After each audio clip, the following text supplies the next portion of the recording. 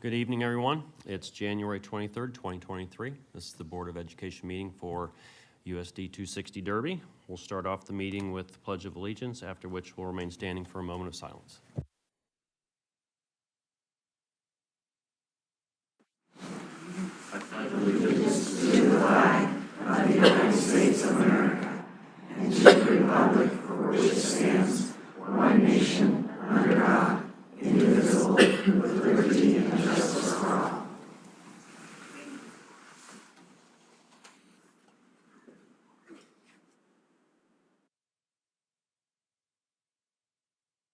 Thank you.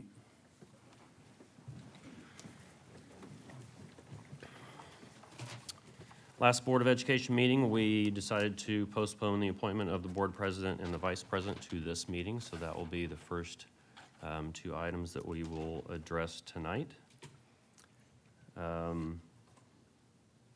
Thoughts on that? I make a motion to keep things the same. Okay, I'd second it. good. Okay. Other thoughts on that? I would disagree with that. I think you need to rotate it through just like we always do. You need to pick somebody else.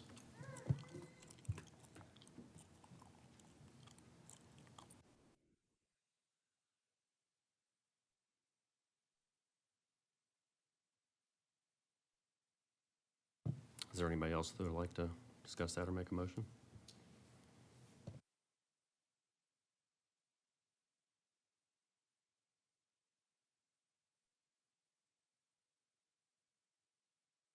Take it out.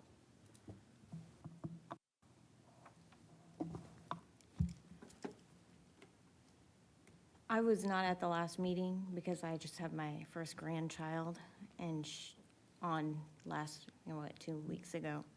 And as much as I would step to board president, as I would love to do, I already spend a great deal of time on my position, and this is, I don't think people understand the amount of time this takes from your family and kids and activities and my career. I mean, I even changed jobs because of this position. I just can't commit to the board president as of right now because there's a new baby in the house. I really feel like I need to get to the point where we sleep better and everything's before I'd really at least, I don't understand the middle of the year change out because it feels like it should be per school year, but I understand the election cycles and all of that. I've been well educated on this now that I've asked. But I think overall, we function really well. I mean, I'm still part of a lot of the decisions and things that, and communication. And I mean, I would at least like to keep it the same until end of May or end of the school year and then reevaluate. But there's nothing to say that the vice president has to be president. Right, I mean, we Right. wrote that protocol last year when we went through elections, so, right. I would move that Andy be president for the next year. Okay, well, I don't know how Andy feels about that, but Pam, I appreciate that. I would respectfully decline, but I do appreciate the nomination. One thing that we did change last year, it's not really a policy change, but we did involve the vice president with the agenda review. So Jennifer has worked, I think we did that middle of the year. So we have function as that to have her input on the agenda, to just get more of the board in there. So, she has been a part of that for quite some time now. So, and it's been a great help, so. Pam, do you have any desire to be president?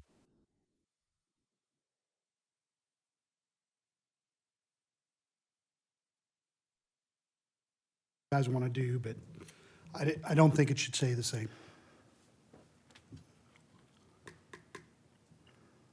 All right. All in favor? Any opposed? question. Are you voting on the first one? Right? We're Robin made a voting on motion, Robin made a motion to keep things the same. Jennifer seconded that, so And that's that's what what that's you're about. voting on. Latona, did you catch all that? Is that correct with everyone? Okay. All right. One thing I meant to do before we move on to the adoption of the agenda real quick, just wanted to recognize someone, that being Board Appreciation Month. The 7 board members did, get a lot of thank yous and attention, but someone up here also works very hard on behalf of the board, and that is Ms. Latona. So I wanted to publicly say thank you very much for all that you do. She does a lot behind the scenes for, I know, probably a lot more for Heather than the board, but she's here every night. She does a lot of the functions for the board, and we greatly appreciate that. So thank you, Latona. So.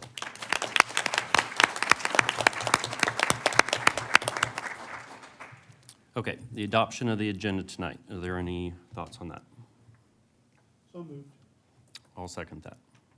All in favor? All right. Moving on to presentations, we have board appreciation with our superintendent, Heather Bahati. All right, good evening, Heather Bohati, Superintendent. To carry on the appreciation, just want to say a few words regarding January and School Board Appreciation Month. The schools wanted to get behind, you can see, and for those that are home, I know it's hard to see, but we have posters up from various of our schools to say thank you to all of you for all that you do in appreciation. So January is School Board Appreciation Month, and Derby Public Schools wants to thank our 7 board members. We value and appreciate your service and countless hours that you dedicate to developing policies, making decisions, attending school board meetings, and committee meetings on behalf of our students and staff here in the district. It was interesting, we pulled some facts. So we said, you have read this year with board packets 3,629 pages to be prepared for these meetings in board packets since last January. And if you average that out, it's approximately almost 10 pages per day. So this group reads a lot, to be ready. So with your support also this year, there has been a strong emphasis on academics. And as you'll hear later tonight, we've been very pleased that we're seeing some positive growth in many areas across the district. So thank you, Derby Public Schools board members. We appreciate everything you do for our students and staff. Right? Thank you, Heather.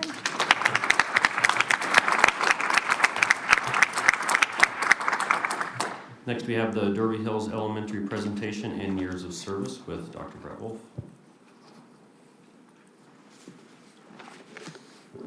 Good evening.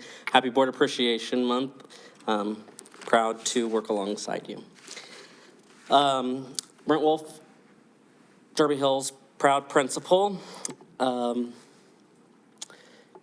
Wanted to go over our needs assessment with you. At the beginning of the year, our focus was to better utilize our time and focus our time on our MTSS time. It's a 30-minute piece of time for reading and 30 minutes for math to really focus in on the needs of each individual student and find how we can plan intentional supporting activities to help grow them from getting out of Tier 3 intensive support to either Tier 2 or Tier 1, and or grow their scores, albeit small or big. We knew that that's where we wanted to start, was with that MTSS prescriptive time.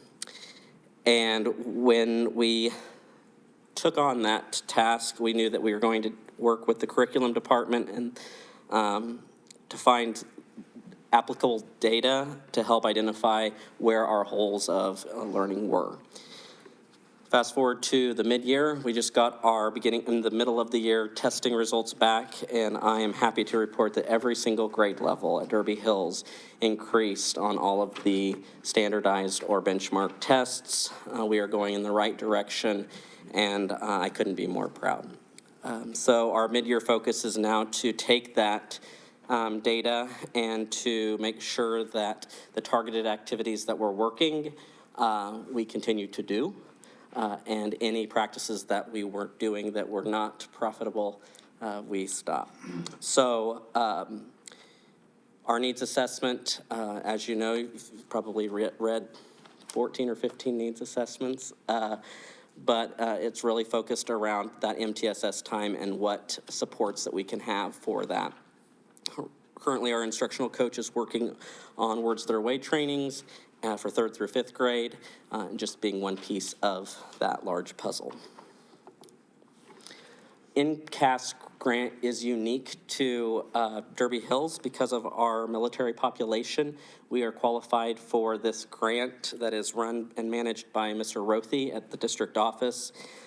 Because of that grant, we are able to have after-school clubs, which are a huge hit. Right now, we have a STEM club, a cooking club, a physical fitness club, a running club that students can sign up for to spend time after, even more time at school, doing activities that they enjoy for free.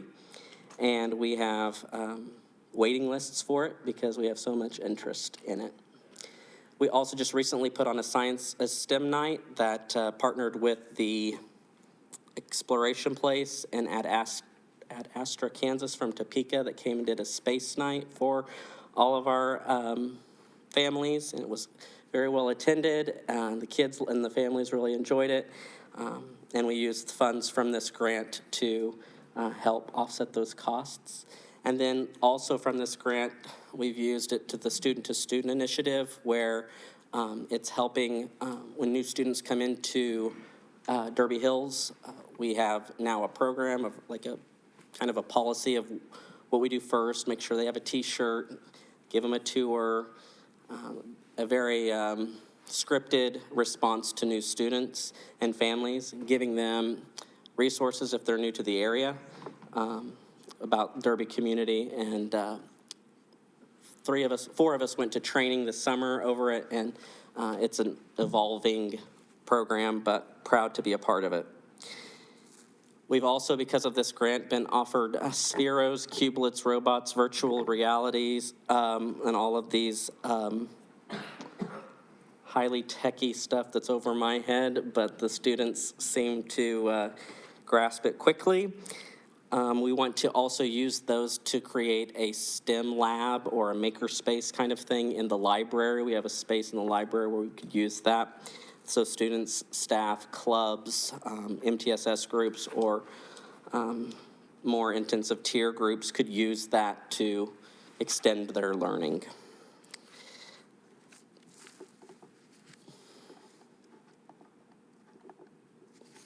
Some challenges that Derby Hills has would be dynamic and dysregulated behaviors would be one of the ones that come to the top of the list. Not that that's bad or horrible to say, but it's an opportunity that we have when I look at my 5-year-olds or my 6-year-olds and I see that half of their life, or approximately half of their life, was spent away from social groups, away from Boy Scouts, Girl Scouts, 4-H, church, the store, and we expect them to be able to share, take turns, wait in line, when half of their life they haven't had that opportunity to practice. Not their fault, but when we are getting students in that haven't had or have had a deficiency for 2+ years, we are going back and teaching and reteaching those components that were once taught at the church nursery or at the Boy Scouts club group, or playing with your neighbors, those experiences that, for lack of a better term, robbed their kids for those opportunities. And so, rightly so, we have experienced some students that are dysregulated and don't know how to deal with their really big emotions. And as hard as we try, whether our social worker or our psychologist, our secretaries, our nurse, and myself, plus all of the support staff and the teachers, the need is great. If you had a nickel for every time you heard the lack of available substitutes, you probably would have a lot of nickels, but that's a second challenge for us. But again, Derby Hills has stepped up, and we've had people come in and say, hey, I'll cancel groups so I can sub for second grade. Or a third grade says, I'll just take half of their class and the other third grade teacher can take the other half of the class.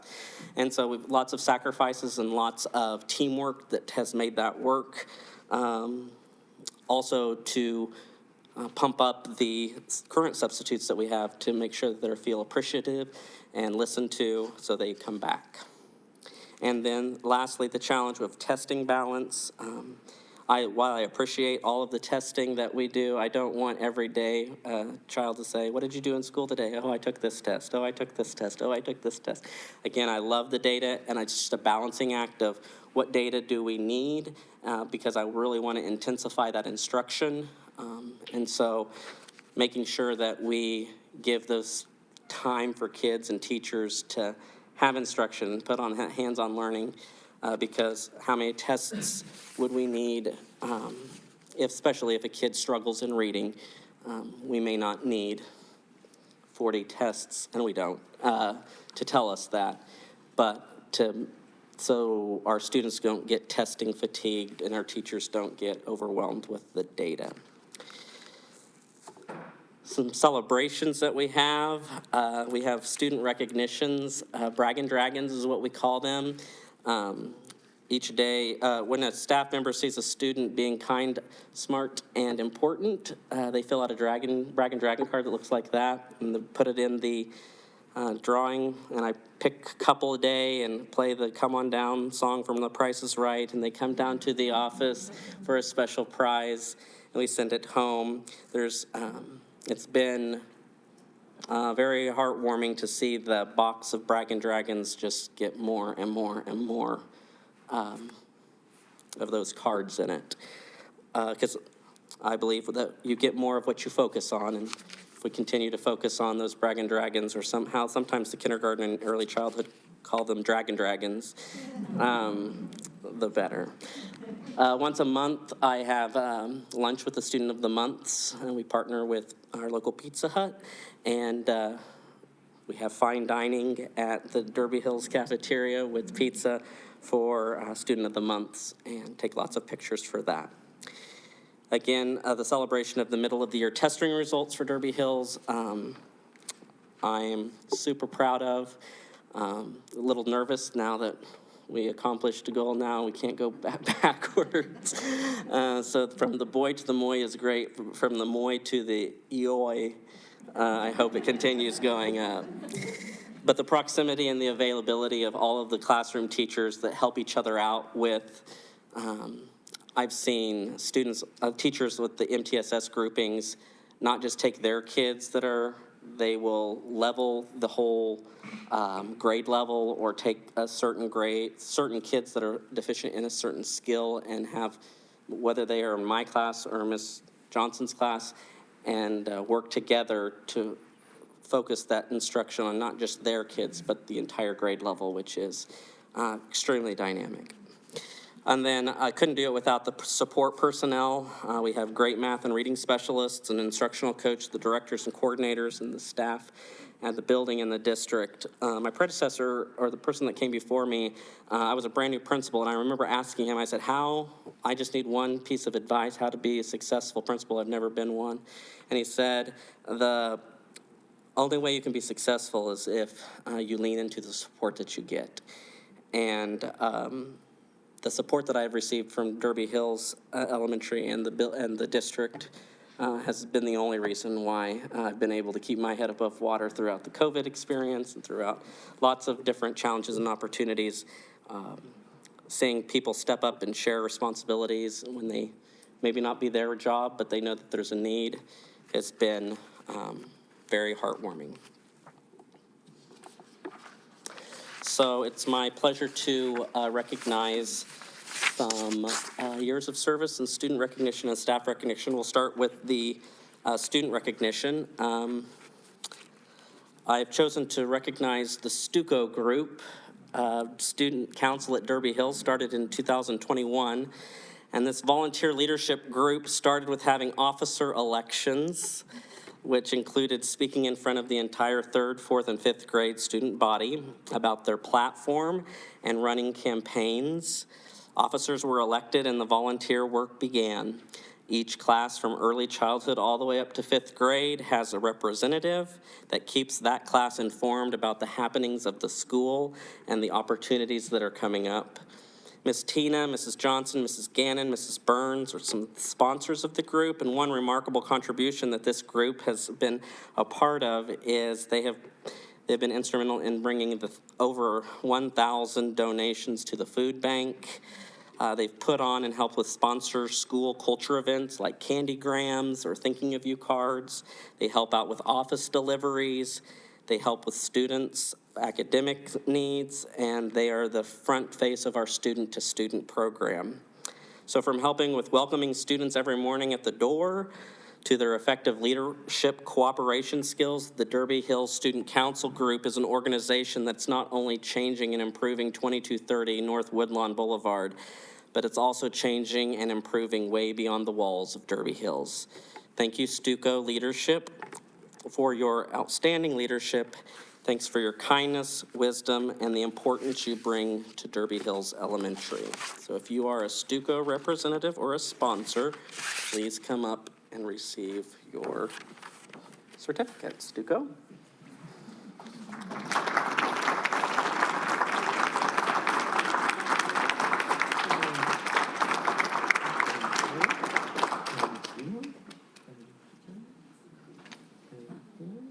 Did you all call each other?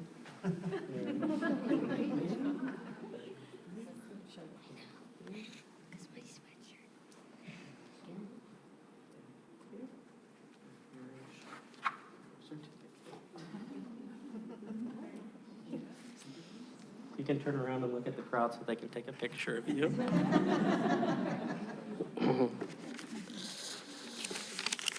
We'll have more pictures out in the foyer after this as well. Thank you, Stuco.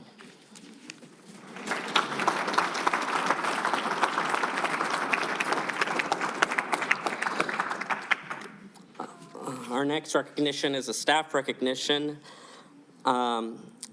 If there's a problem, yo shall solve it. When there's a need, Corrine Chandler saves the day. Sometimes, even if before it is a well-known issue, Corrine Chandler goes behind the scenes and helps out in a plethora of ways. She is Derby Hills media clerk, but you can find her helping out at lunch, filling in without being asked at recess, holding additional open library times, fixing students and staff's computers, helping students and staff and the principal with all things technology. Mrs. Chandler is an influential icon at Derby Hills, and Derby Hills is better because of Corrine Chandler. She is definitely smart, she is definitely kind, and she's definitely important.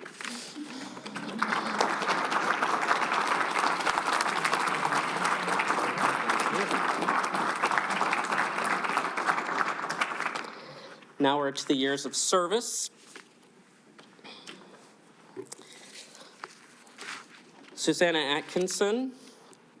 My favorite and life-changing story about Miss Atkinson comes from interviewing a student last year in my office. I asked the student what his favorite part of the school day was, and his reply was, I don't know the exact time that's my favorite, but when I leave music class, I have so much joy in my heart. Ms. Atkinson is a structured, passionate, and focused teacher. She's a dynamic educator that is crescendoing in her career and her years of service, and I am honored to work alongside Ms. Atkinson.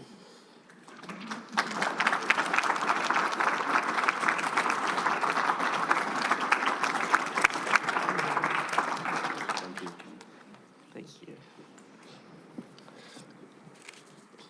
Marilyn Martin, 10 years.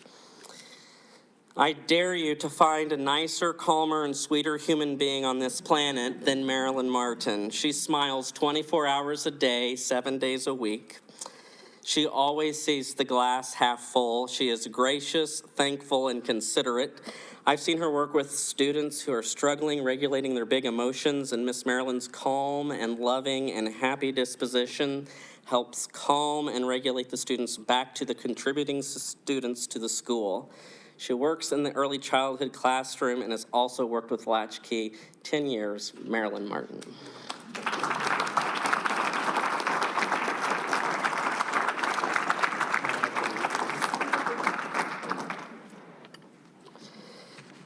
And our last one is 15 years, Tracy Melzer. I do not know anyone who knows more trivia and quotes from the TV show Friends, but when I think of Miss Melzer, who teaches 5th grade at Derby Hills, it's a perfect connection to the TV show. The theme song states over and over, "I'll be there for you." And that is exactly what Mrs. Melzer has done for as long as I have known her. She is there for her students and her teammates. She is there for the committees and her family. She is the constant, reliable mom, teacher, employee, and teammate. She will be there when the rain starts to pour. She will be there for you like she's been there before. She'll be there for you because you've been there for her. Tracy Melzer.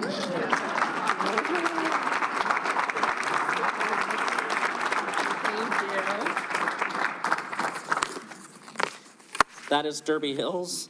I'm proud to be a part of it, and I stand for any questions. Questions for Brent?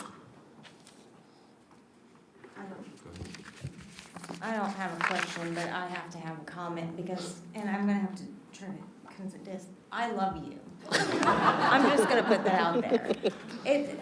You know, I've been in Derby my whole life, and we went to multiple schools. When we went from Park Hill to Derby Hills, I was nervous because I'm like, I know all the Park Hill teachers. I know what to expect. I know where everything is, and I have to transition. And then COVID happened, so it's been a couple of years where I didn't get that feel. Oh my gosh, this man is amazing. And I have to tell you, my son's teacher is out here too, and she is also like top of my list.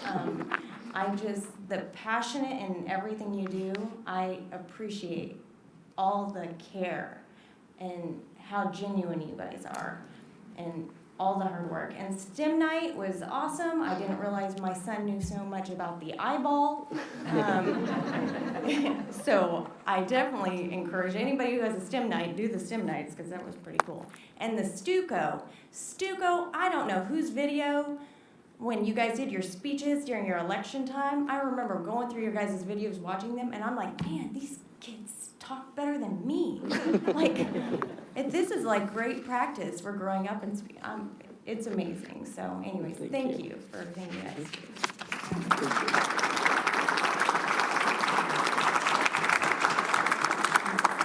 And I would second that too, Dr. Wolf. I have grandkids in the school and really appreciate the work that you do with them. Thank you, Brent, we appreciate it. Next, we have the I Make a Difference Awards with Becky Mader.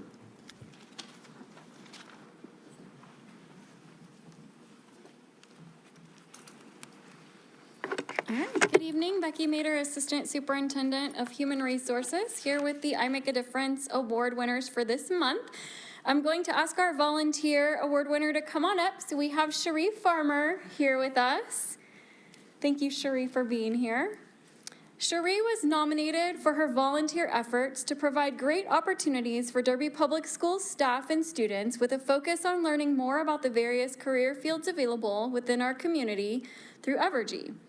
Each time the curriculum department reaches out to Cherie with new ideas for events or class speakers, she's always eager and willing to help by matching Evergy professionals to the specific needs of a particular event or class.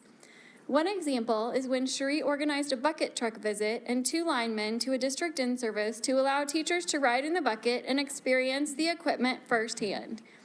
Also, during STEM camp over the summer of 2022, Cherie willingly staffed an Evergy table with hands-on STEM activities for students to experience and learn from. She plans to return to STEM camp in 2023. Cherie reached out regarding the STEM Innovation Challenge, and Brianna Bosley happened to have a group of students in her AP Environmental Science class from Derby High School who were extremely interested in participating.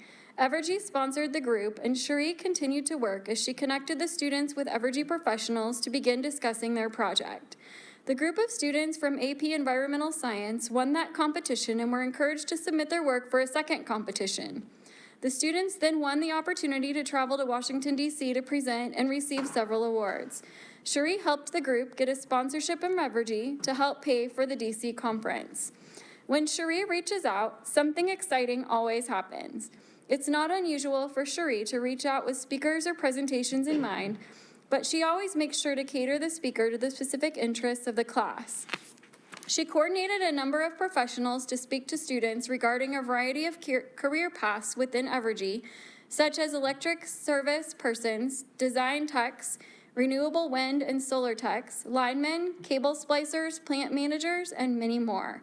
The opportunities that Cherie has helped orchestrate for students and staff has helped to make direct connections from the learning taking place in their classrooms to real-world applications. Thank you, Cherie, for making a difference at Derby Public Schools. Thank you.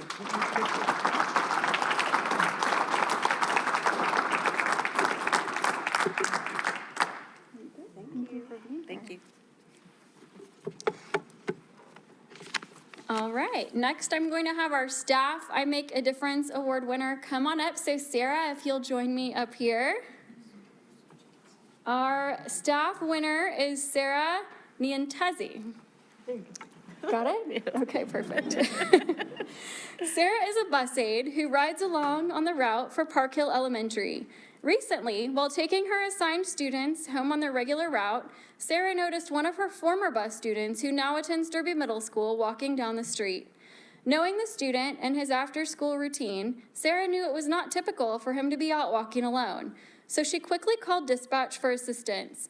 Dispatch advised her to find the student and attempt to stop his movement away from home. While dispatch tried to contact the parent, Sarah had the bus driver turn around in an attempt to find the student once again. Once the student was found, they encouraged him to get on the bus, but were unsuccessful. However, they were able to guide him toward his home until his mom was able to catch up with them and get him safely back home. The student's mom was extremely grateful.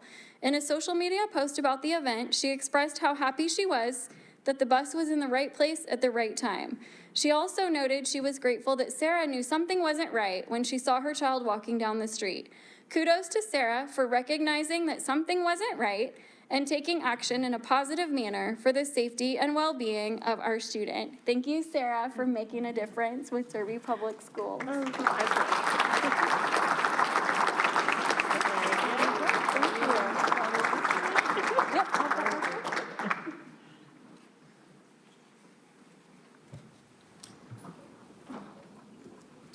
All right, next under routine action, we have the approval of minutes for the January 5th, 2023 legislative luncheon and the January 9th, 2023 regular meeting.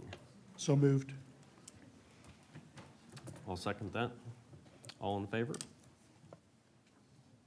All right, thank you. Next, under citizens and community presentation for the board, we have DNEA with Kim Broughton.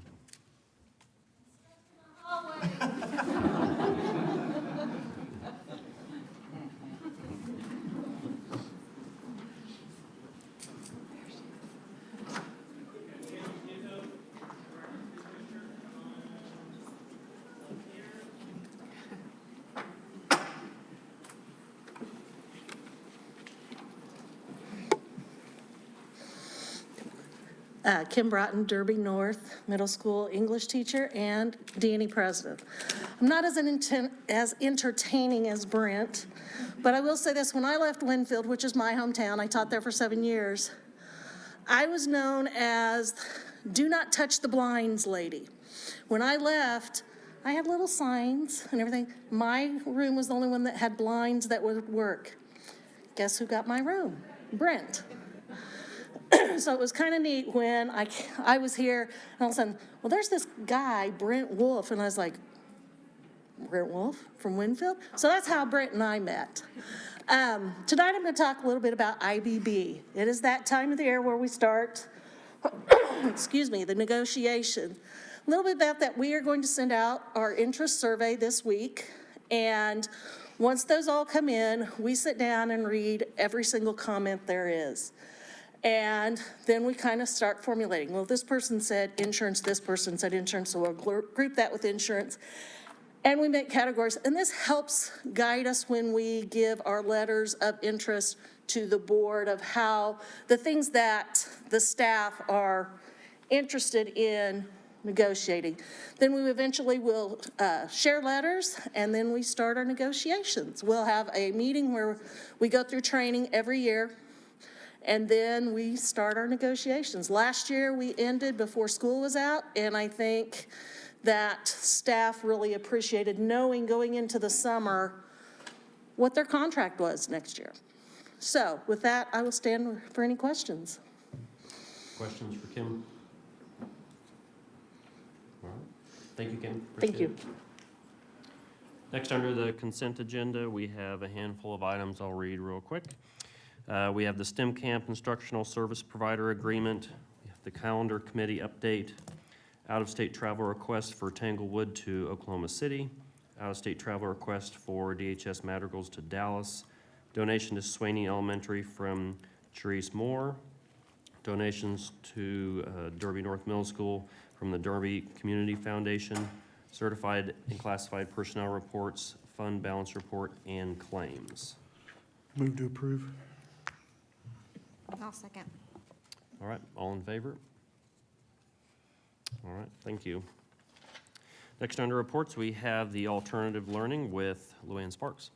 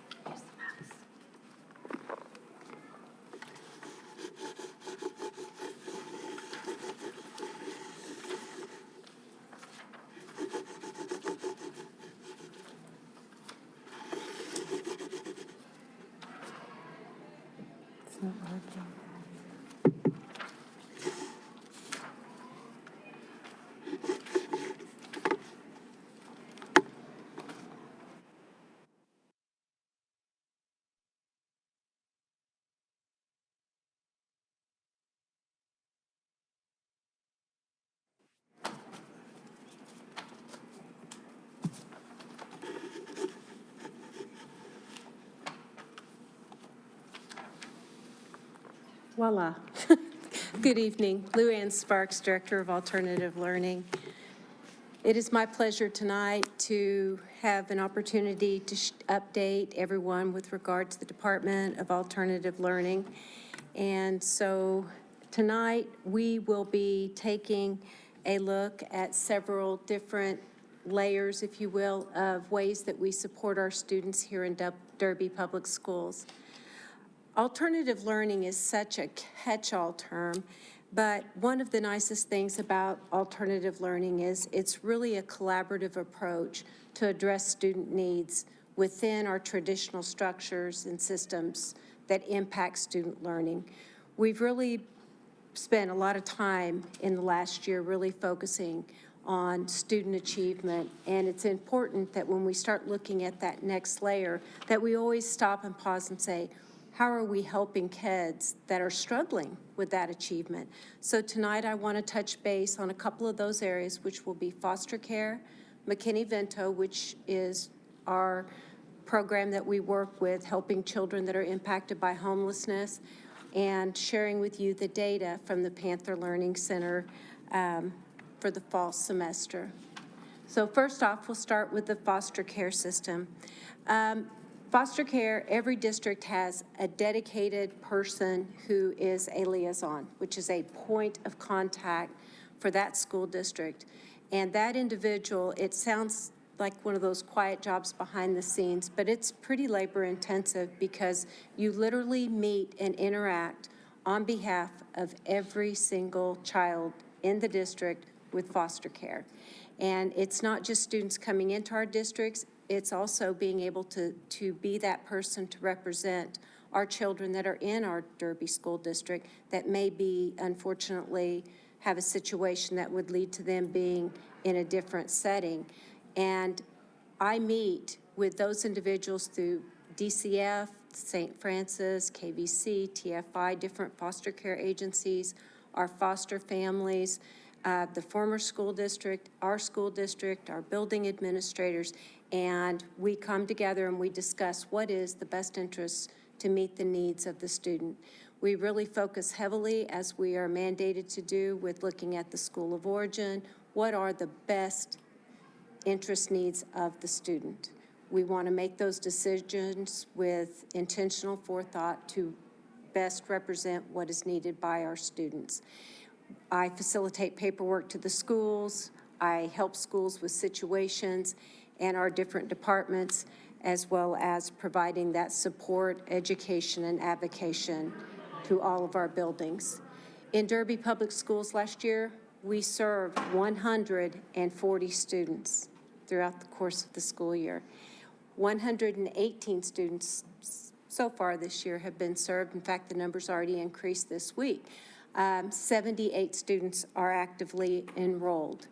Hands down this year, elementary is our highest hitting, and if you look at a lot of our early childhood programs, those also are in elementary buildings. That would be where almost half of our students are located.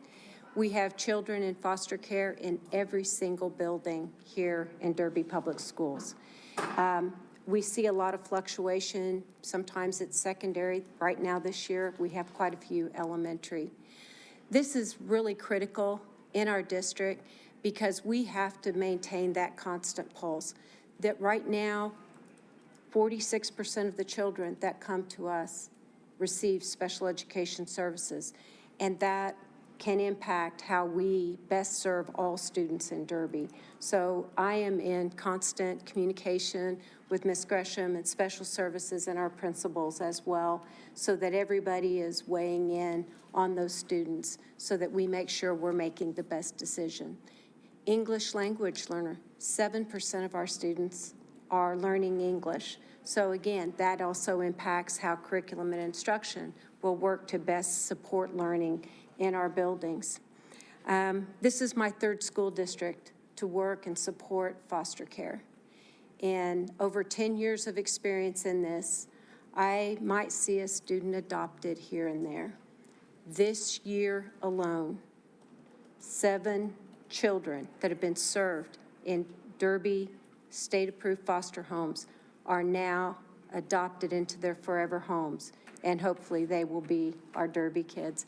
I think that's a tremendous celebration. It speaks highly of our community, and I have never, people are shocked at the number. I've had a few questions. How does this relate and compare? So I created this slide. I just wanted you to kind of be able to put all of that in perspective.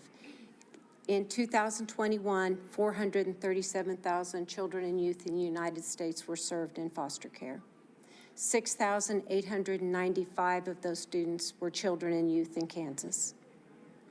1,150 of those youth are in Sedgwick County, which basically constitutes 17% of the state. 140 total students are enrolled in Derby, which basically equates to 2% of the state, 12% of Sedgwick County. I just thought that would be nice to kind of see that overlay so that we have that understanding. The next area is McKinney-Vento. This is part of ESSA, and basically the focus of McKinney-Vento obviously is to remove those barriers and support students that are being impacted by homeless children and youth.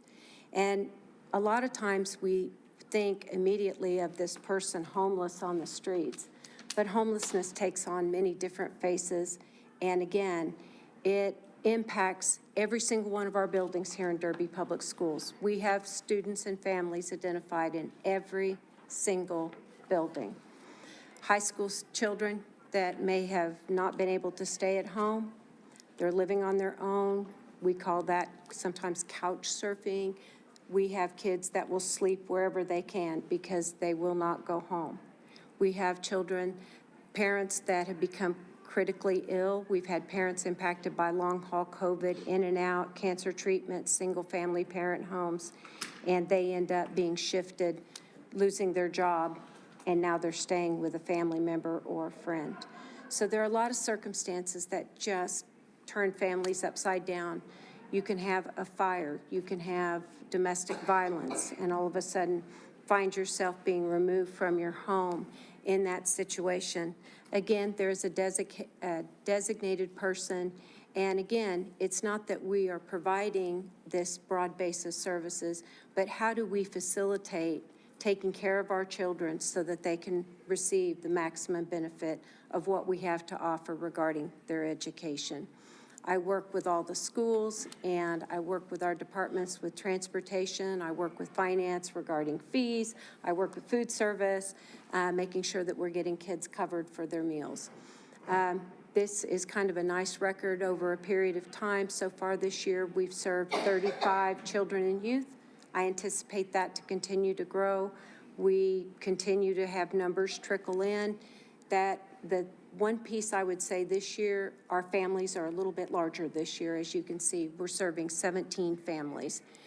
66% again, percent of our children that are being impacted by homelessness are in our elementary schools again. So as we look at elementary schools and a lot of those needs, that tells you that that also changes the fabric of some of those needs in those buildings, and that definitely keeps all of our staff and our social workers and support staff on their toes, helping families with those needs. Thursday is a very special day. And it may not be a big day to everyone, but it is to us, because on Thursday is our 2nd year anniversary of opening and starting the Panther Learning Center. So that's a big deal for us. Tonight, I would like to share with you the data. We evaluate every single student with pre and post data. I know there was a lot of data in your board packet. I'm not going to go over that, but I definitely want to hit some high points and certainly give you time to ask any questions that you would have. Our enrollment as of this year, we are seeing approximately 47 students, 81% are upperclassmen. What we have discovered through our 2 years is that our students are, if they do not have the maturity to work online, the Panther Learning Center has a hard time meeting a lot of their needs. So we're being very strategic in how we're working with our students. Of our students right now, again, this goes back to our tiered models of how we're reaching out. Green means our students are on target, they're working the program, they're demonstrating that progress. Tier 2, those are our kids, we call them on the roller coaster. 1 week is good, the next week not so much. And those are also sometimes kids hit the wall, health, mental health, and you start seeing that regression. Children and our teenagers that are in Tier 2, it means increased parent involvement. A lot of times we will create a second plan that overlays with their original PLC plan, and we get very specific to address what the needs are. With the Tier 3, progress is limited. Those are where we're really entering those student contracts of this has to change or you may not be working. We're pretty pleased right now. We're seeing more students finally getting settled. It's been a big year because 100% of our staff outside of myself are new. So we've had to kind of learn how to recreate and reformulate our team. A lot of our students, they don't sit out there full time. Our goal is to have them do as much as they can and to receive the benefit of all that Derby High School has to offer. If our students are musicians or they play in orchestra or band, we want them out there. We want them in their classes that bring them joy and are meaningful to them. We want them in those career technical courses. We want them staying connected with teachers or particular groups of students that they feel connected to. 58% of our PLC students are attending classes outside. This is new information, but we wanted to see what and where our students started. So 12% of our students started with us 2 years ago. And those numbers continue to go down as those students complete the program and graduate. 20% from fall. Last spring, 30% of our enrollment, and we have increased with new individuals 27%. The remaining 11% have graduated. Some have been returned to the high school. Others have moved into new districts. If they were in foster care or other placements, they may have moved and changed school districts. We have 26 referrals in progress, and we're very excited. We've graduated 14 students so far this year. Not belaboring this point, a lot of this, again, is in your board packet, but we are seeing a subtle increase of credits, which again, we evaluate every student where they were and where they are. We want to make sure that they're not losing ground, meaning if I'm in a Derby High School regular schedule, I'm going to achieve X number of credits. We need to make sure that our students are staying on track. The goal is to hopefully have a little bit of an edge and not lose that ground. This is a cumulative one from semester to semester, and we've completed 4, and then we kind of look at the overall average. We will do a SWOT or a teaming group of looking at this. This data will also be shared with our advisory and our Panther Learning Center non-traditional learning teams, and we get feedback, and that's how we continue to tweak and make adjustments based upon our data. We are pleased. We're seeing some growth with regard to GPAs. If students attend school, they complete those courses, their grades are improving, GPAs, a lot of these things will be a natural sequential progression, and that's what we definitely want to see. Again, this is just the GPA over the 4, and this is looking at discipline referrals. Our 10th graders this year, obviously, were a little bit busy prior to coming into the PLC, as you can see.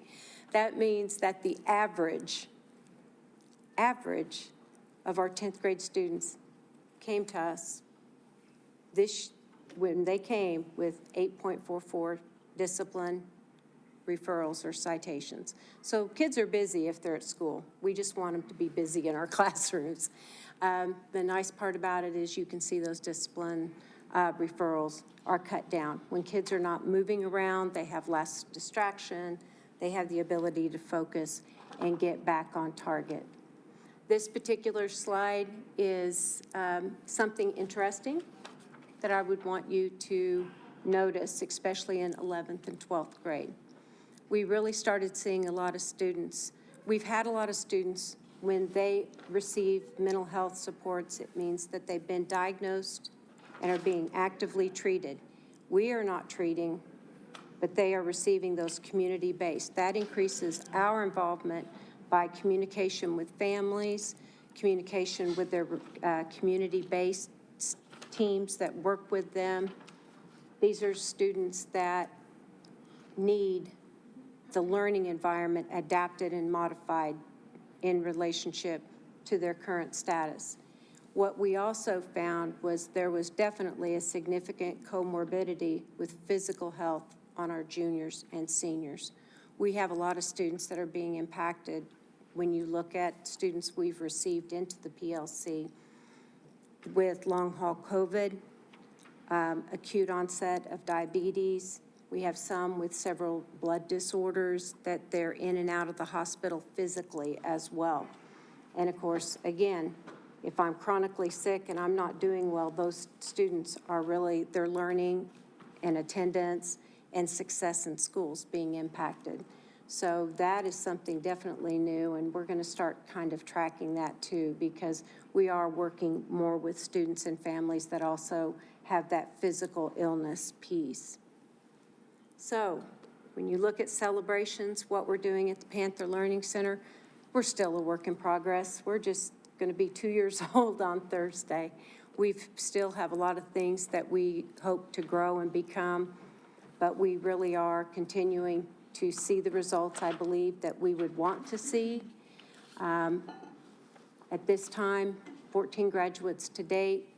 8 of those 14 are taking advantage of WSU Tech and Jumpstart courses, and we've graduated since, in this 2 years, 49 students that were not on track, that weren't attending school, that are at school, turning the pages so that their life is better.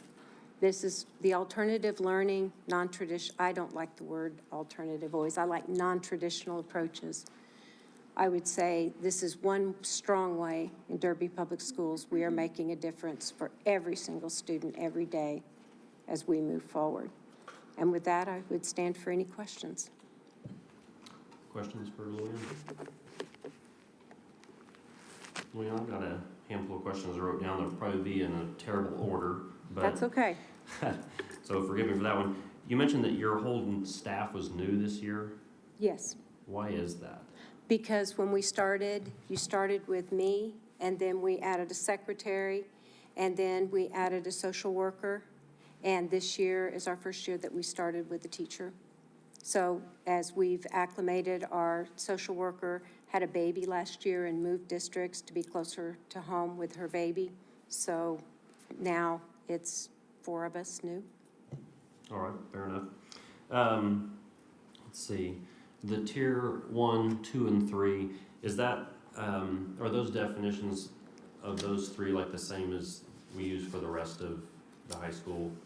I mean, are they different, tier 1, 2, and 3?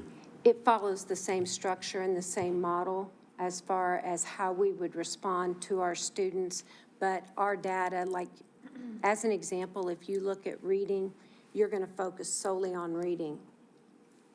For us, we look at progress, grades, discipline. We are looking in a much more global sense to say, is this program working for that student? So we have a lot of different dynamics that we have to look.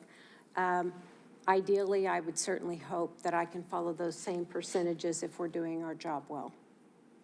So the slide that had the different tiers on it, you had, I think 55% were at tier 1, and that was the green, I think. So is that as students come into the PLC, or is that just, I mean, I guess the reason I ask is if they are in green, was that kind of the same standards that we use for like the rest of the, when we talk about, you know, the curriculum, they mentioned the tiers. I'm just curious if that was the same language. Honestly, most of our students are going to come to us in red, to be honest, because they're coming to us. If you look at those averages of GPA, grades, credits, everything, or even discipline, you can see that those are students not getting the full benefit of their education for a multitude of reasons. So a lot of times students come to us and they don't start off very well.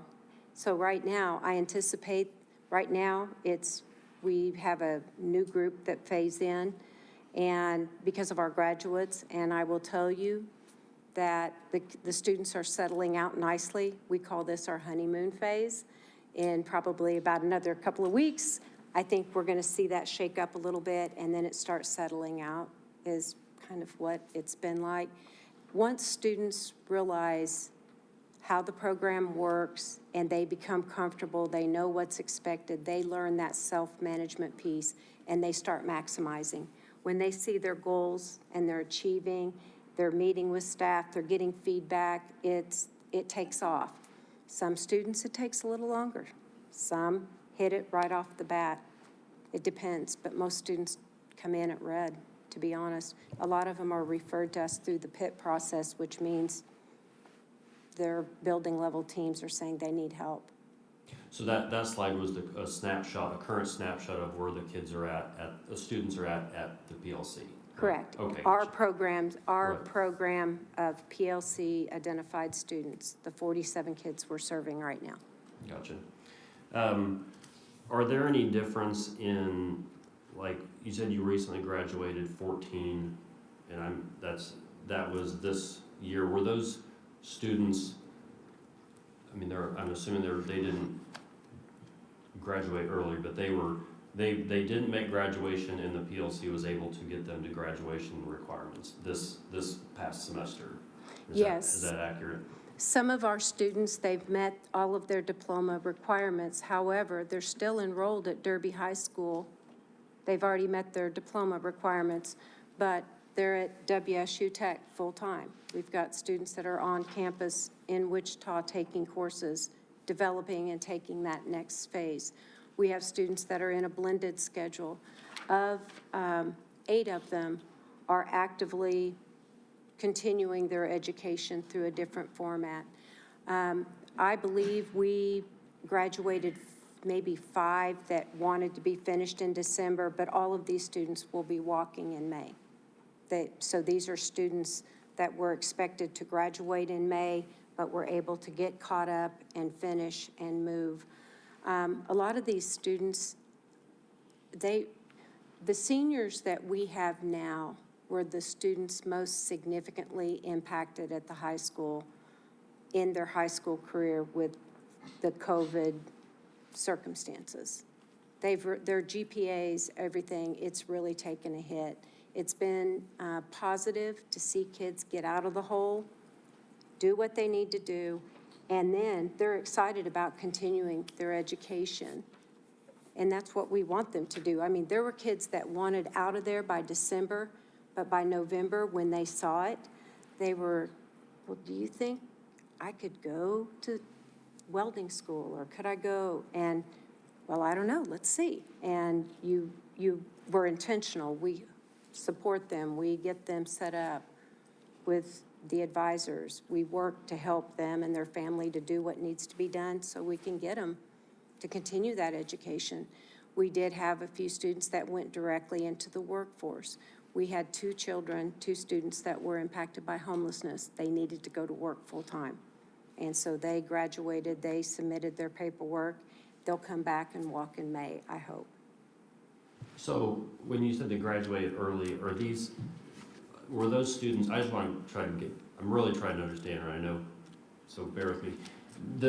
Were those students that were supposed to graduate like the past May, or were they, was like, say, the students that graduated early, they were, they had a, you know, a relatively smooth 4 years in high school, they would graduate this May, but they were able to graduate early. Is my understanding right?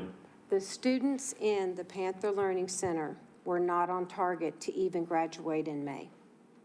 These are students that had to go above and beyond to get up out of the hole and then work hard to finish their education to take that step.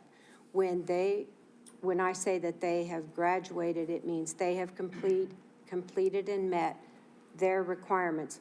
And none of our students, if you go back and look, their data is included on those GPAs and those credit deficiencies. They were not on target to graduate in May. However, they finished early and are continuing their education because the only graduates we are talking about are those that would graduate this May. So these were all students that were behind or struggling or not attending school. So they were behind, and we got them caught up, and they were able to graduate early. Correct. Okay, gotcha.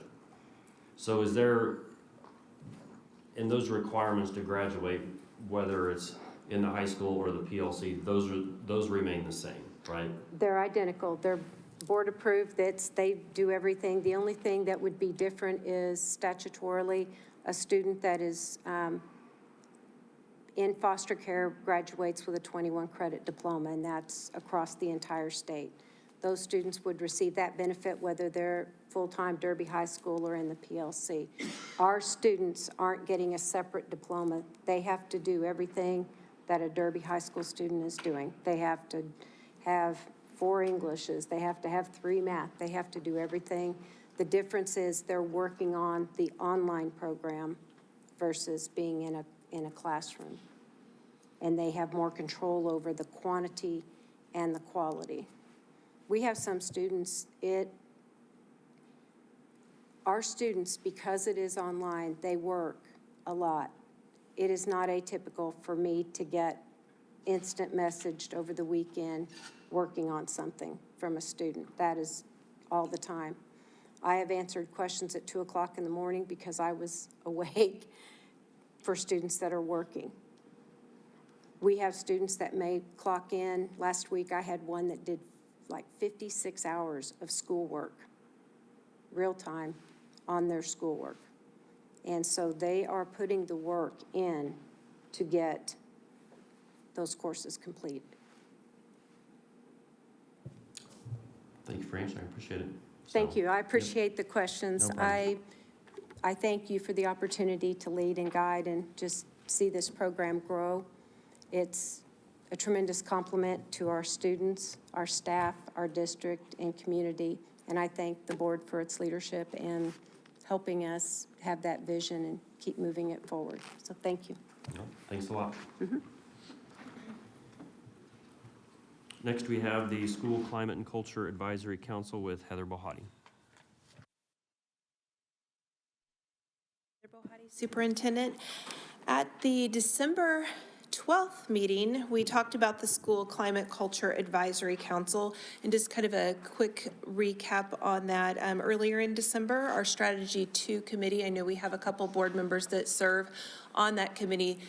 As a committee, they discussed and worked on a proposed structure, and then we had talked about that at the December 12th meeting. And since that time, our building district leadership team has gotten together and used that structure to work to identify individuals to bring forward tonight for your approval to serve on that School Culture Climate Advisory Council. So the names that you see in your packet under 8B are two names that are serving on the 1 Degree Compass committees as part of either the departments or part at the building. And then in addition to that, we would ask for two board members that would be rotating, much like the Superintendent's Advisory Council, but two people, and we would have a sign-up sheet for that, that would also attend the meetings, and we would get those dates out. So tonight I'll stand for any questions and then requesting approval. Questions for Heather on that? Do we have any volunteers for the first one? Four of us? I need to know the date, so I'd have to know the date first. Okay.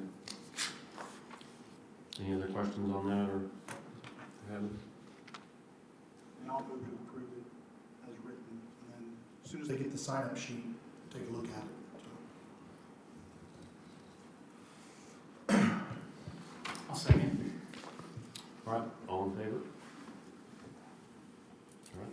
Thank you. Next, we have the KSD Needs Assessment with Dr. Holly Putnam Jackson.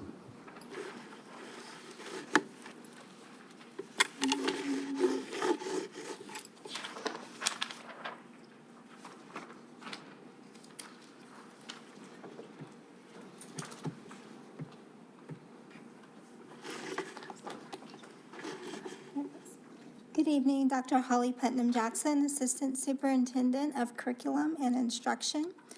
I'm here this evening to talk to you about our middle of the year needs assessment updates, and to give you just an overview of maybe our data by both building and then some information by grade level. So for our middle of the year needs assessment, we looked at and reviewed our school level data responses.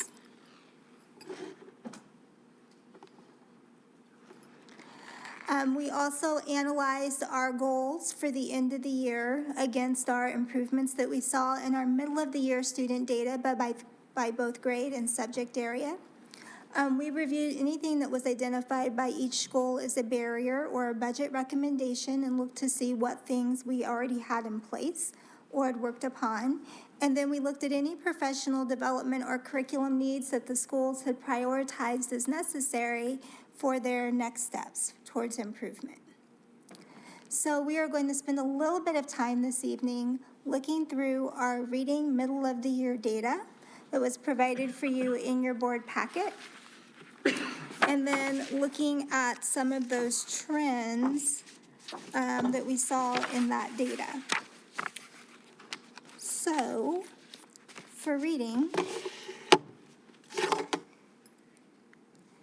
this is our DIBELS middle of the year grade by grade data. So you'll see we have kindergarten beginning of the year, this year, 22. And then kindergarten middle of the year, for example, for 2022, 23, so this was given in December. And then you'll see the percentage of growth in between the beginning of the year and the middle of the year for each grade level. So for example, first grade, beginning of the year, we had 32% of our students that scored in the proficient or advanced category. Middle of the year, which the criteria does go up each time they administer this test. It is administered 3 times a year for kindergarten through 5th grade. And so we improved by about 5%. So as you look across each grade level, beginning to middle of the year, you'll see that we went up in the majority of grade levels.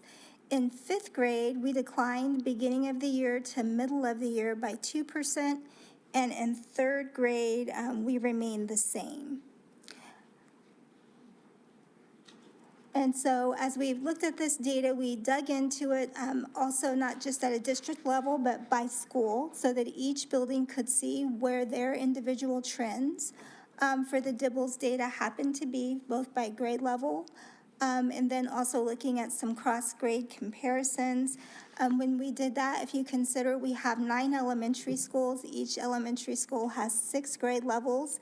As you see here across the screen, 46 of our grade levels increase, so about 54 sections. So they can either increase or decrease from beginning to middle of the year. 46 of those grade levels increased and 8 of them decreased. And of the 8 that decreased, we had 2 that were kindergarten, 3 that were 1st grade, and then, of course, the rest of them, the remaining 3 were 5th grade, where we saw decreases in individual schools. And so as we went through their needs assessment for each building, we looked at those decreases and made sure that they had plans to assist the teachers and the students at those grade levels. This is our DIBELS middle of the year cohort data. And so just a quick data refresher here is that when we look at cohorts, we look at students as they travel from, for instance, if you follow that group that's the darker blue there in the middle, where they scored as kindergartners in 1920, to how they scored as 1st graders in 2021, to then how they scored as 2nd graders in 21-22, and how they scored as 3rd graders in 22-23. And so as you follow that 3rd grade cohort, I believe, throughout the years that they have been with us, you'll see that they started as the beginning of the year score at 21%, coming in as kindergartners. That second tall line that you see there is the last year before the pandemic. And then you'll see how they did each subsequent year up to this year, where they are now at 50%. And so as you look at this slide, you will see each cohort. The next one is our 4th grade group. They came in as 1st graders in 1920, beginning of the year, 39% proficient. Middle of the year, pre-pandemic, 1920, they were 49% proficient. We had a dip coming out of the pandemic, and they are now at 64%, middle of the year proficient. And so when we look at our cohort data, with the exception of 5th grade, all of them showed a beginning to middle of the year increase. And then all but 5th grade showed that they are kind of on a trend to rebound and actually score higher than they were at the middle of the year pre-pandemic. Okay. So that is our DIBELS data. We do analyze cohorts because we just like to keep track of our numbers and look at trends. When we look at cohorts, we don't count kindergarten because we don't have them for 2 years to do that comparison as they move from grade level to grade level. And so when we count cohorts, 36 of them increased, and then the rest of those decreased. And again, as we looked at each one of those per building, we looked at their action steps to ensure they had plans in place to address any needs that they saw at each grade level. For reading, middle of the year, our reading inventory, and so this test is given 2nd through 10th grade, or 2nd through 12th graders, and it focuses more on comprehension. So when we think about DIBELS, especially for our littlest students, we think about letters, sounds, blending words, segmenting words, and being able to read words with a certain level of automaticity.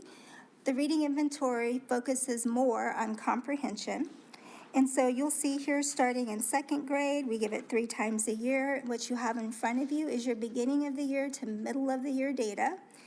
And so you'll see at second, third, fourth, and fifth grade, we did have an increase in each one of those grade levels or growth from beginning of the year to middle of the year. The next slide shows that same information for middle school. Middle school also showed beginning of the year to middle of the year increases.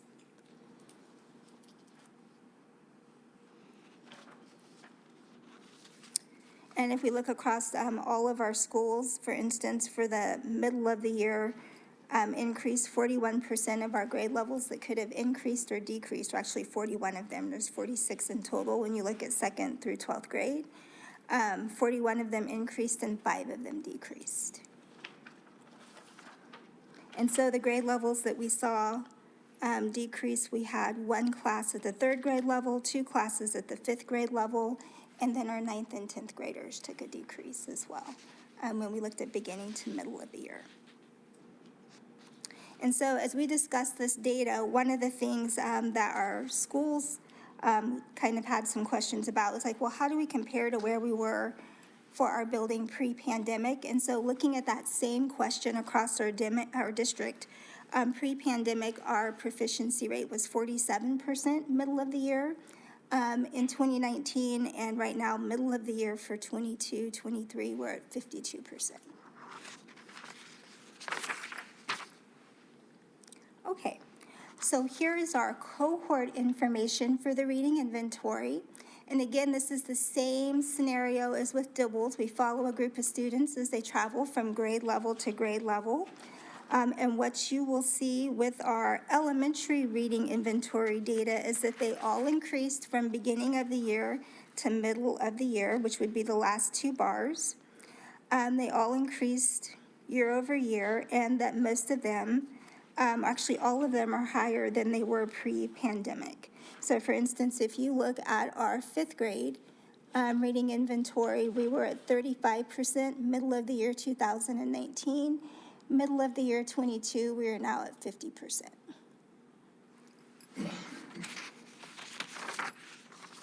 For our middle school reading inventory data, we did see where they all increased from beginning of the year to middle of the year.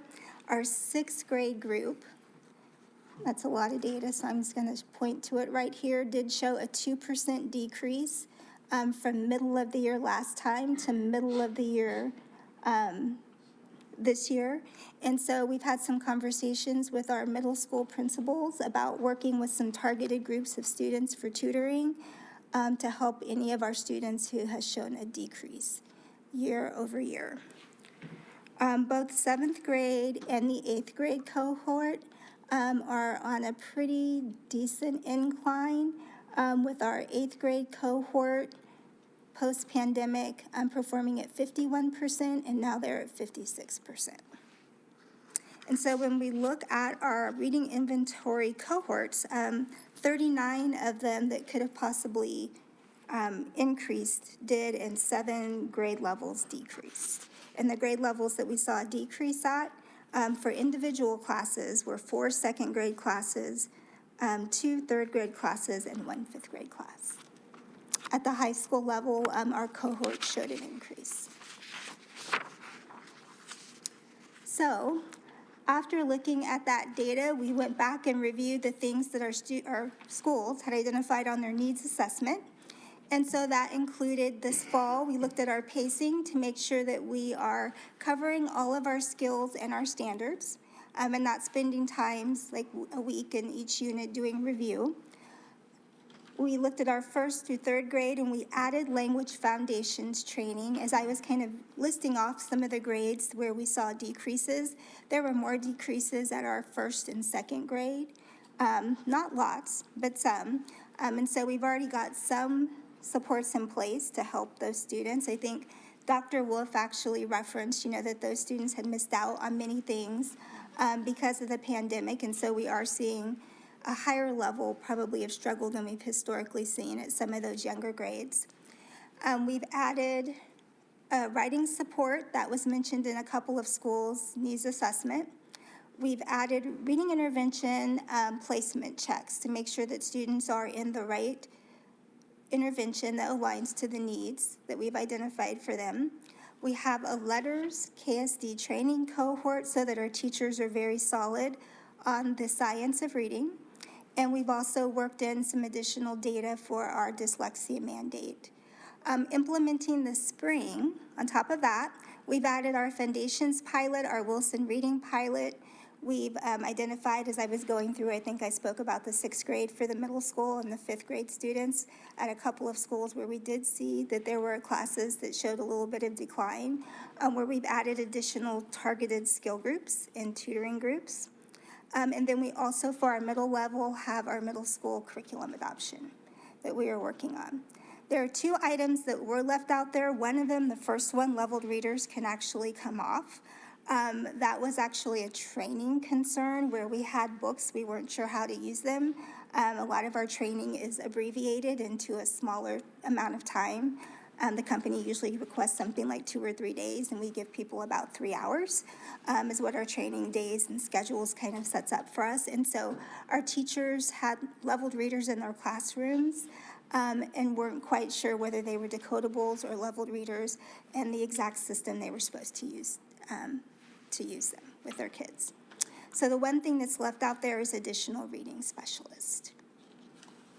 Okay, so before I dig into math, what questions might you have about reading that I can answer for you? And this might just be a stupid question, but, so dibbles, that is, when you're working with dibbles, it's the sounds, right? Yep, for your little kids. So for your K1, 2s, it's the letter naming identification. It is the sound. So can I say the sound for the letter and the sounds that I hear at the beginning of words? Right, And okay. then it's the blending and segmenting of words. So then in 5th grade, so they just do dibbles, so this is just taking the dibbles and how they're Yeah. progressing into 5th grade?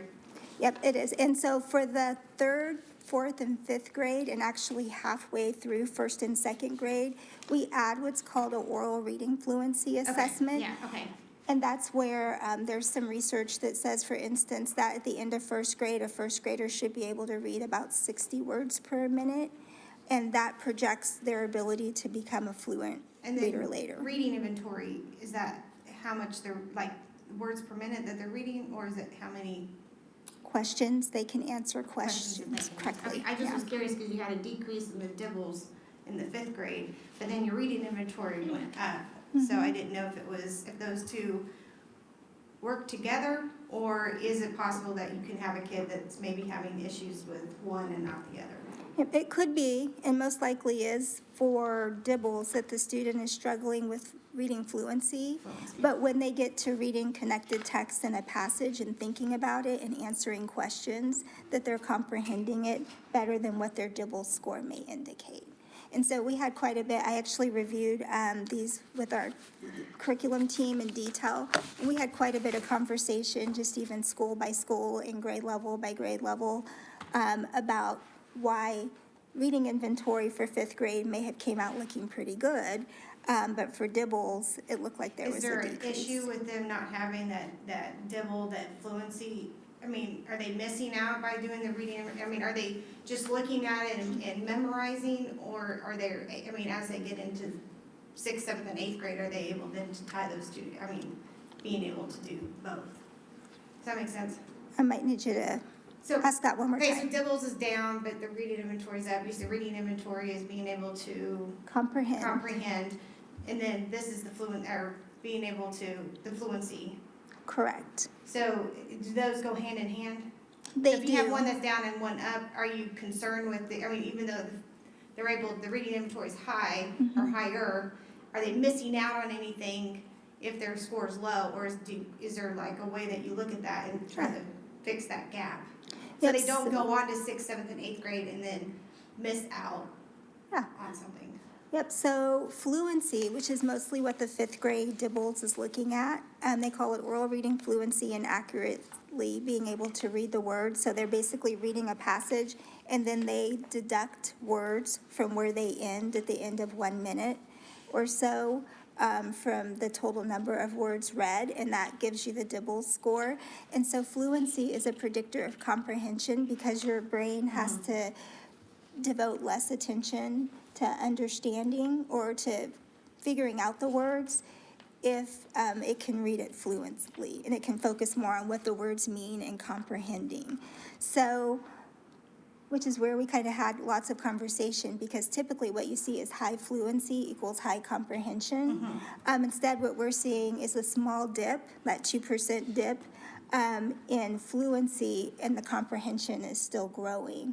So it could just be that there was some unfamiliar words in that particular passage that they were tested on, or it could be a concept that was foreign to them.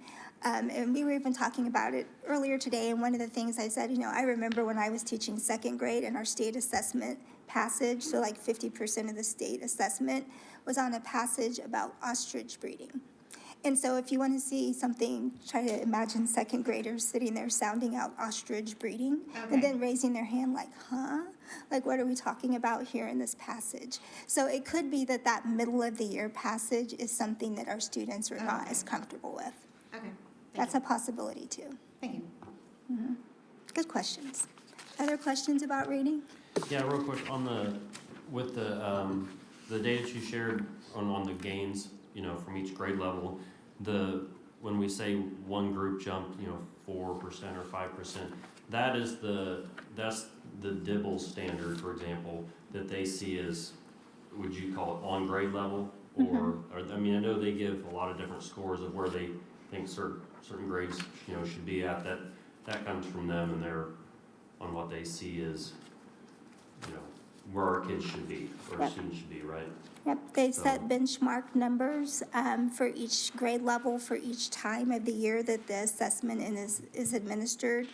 It's a nationally normed test, and so they can slice it and dice it all different kinds of ways, but that is their benchmark for that grade level that they would deem a student would need to be considered on grade level. You're correct. Gotcha, thank you. Any other questions? Go ahead. Just a quick one. Along those same lines, so you talk about benchmarks. Do we have data? So if you talk about fifth grade, you see a dip of 2%. I think we want to see those increase, but relatively speaking, say we drop from 54 to 52, but the benchmark's 30% and we're 20% ahead. Do we know that information, like as we compare to other school districts and how they look at it, or what DIBELS provides is where you should be? You know what I mean? I like seeing an increase in percentages, but I don't always know what that means relative to what others are doing or where we think we should be.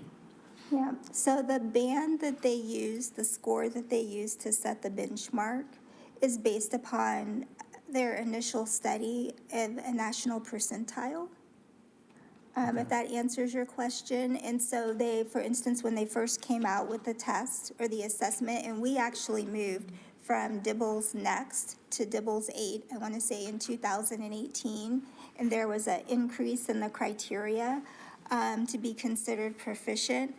And I could show you that, but I have to arrow through a lot of slides. But one of the things that that they did was they went back and normed their assessments. So here's an example. And so they norm that based upon their median percentile when they're setting up the initial assessment bands. So for instance, the first DIBELS test for benchmark for kindergarten at the beginning of the year for letter naming fluency, they had to score 16 in 1 minute that the students got accurately. And now with DIBELS 8, they're at 25 and above. So what they've done is they've created a new tool. They administered it to a demographic slice across the nation, aligned it to a percentile, and then said based upon that, this is where we believe students need to be in order to be on grade level. And so with the updated DIBELS assessment, like if you look at our beginning, like in 2000, I went back, I think already to 2009, If you look at our Dibbles assessment data, one of the things that you can see is that I think we used to have some higher percentages, but as they've increased that standard, for instance, for oral reading fluency, which I know, Robin, you were asking about fluency, but for first grade, the Dibbles Next had them score between 23 and 33. And the Dibbles 8, once they redid that percentile analysis across the nation, they upped it to 35 to 50 words. A first grader has to be able to read middle of the year in order to be considered proficient on the Dibbles assessment. Okay, so I guess my question, and this is kind of big picture, if we say fifth grade, middle of the year is at 52%, how does that compare to others? How do we know as a district how we compare to others or what others are doing, would be my question. Yeah. And so I don't know that we do. We know what the target is and that everyone is aiming towards that target. I don't know that we know specifically how others are doing, just because these are local assessments. And so Right. some districts don't do this assessment. They choose a different one that's on that dyslexia mandate list from KSDE as an approved research-based assessment, and they may use a different tool. As far as the people that participate in Dibbles across the United States, do we have that data to know where our fifth graders sit relative to other school districts? Yeah, nope, we No. don't. They don't provide that data? They don't.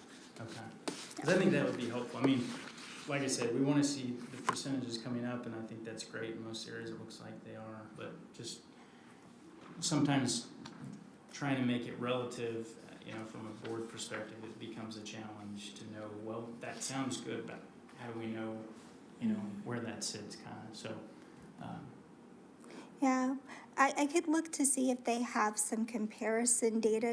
They wouldn't do it for local districts because just like they wouldn't publish our data, they probably don't publish Right. other districts' data.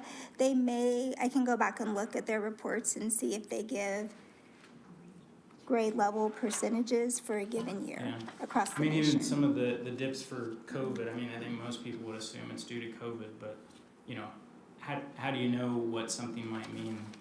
I think there's probably some value in understanding what the whole population of other districts and how data's moving compared to ours as well. I think that would help from a comparison perspective too, even those looking at this data, it would seem like, so, just some comments, I mean, nothing that needs to be determined tonight. Phew, good. Okay, but I will go back just at their studies on their website, at their research base, and just see if there's anything that they've published recently that gives us an indication of what grade level norms are or trends are. Any other questions for reading before we dig into math? Okay, thank you. So next, for math, we look at our Ready Math middle of the year information. Again, this is beginning of the year to middle of the year by grade level. And so for each grade level, with the last two bars being beginning of the year and middle of the year, we did see an increase for this year. Because Ready Math, if you remember, kind of stretch your brains way back to the last time we did a data presentation, this was our data set where we had some very low percentages, like 3%, 5%, in some of the pieces of information when we were looking at some of our previous trends.